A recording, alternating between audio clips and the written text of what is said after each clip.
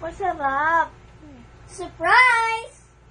As I woke up that day, the birthday cake brought in my room by my parents and two brothers greeted me.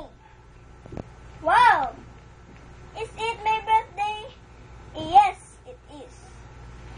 After presenting the individual gift, my mother led me to the bathroom to fix myself up. We're going to buy a new dress for me for my party this afternoon. Yeah. Well, I have looked my best. After all, it's my birthday. It is really exciting. This is my first big party. And my dad is back from abroad after working there for several years. Though the type of Florita was lurking outside, still I enjoyed everything. The food, the parlor games, and of course, the numerous gifts with colorful wrappers.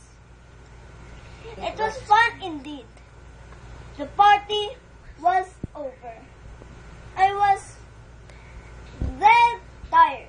I felt asleep, unaware of what was happening outside, until I heard a loud noise from somewhere. At first, I thought it was a nightmare. Then I saw a flat approaching. Suddenly, a big tram hit my mom, and my father came to rescue her, but he was pinned down.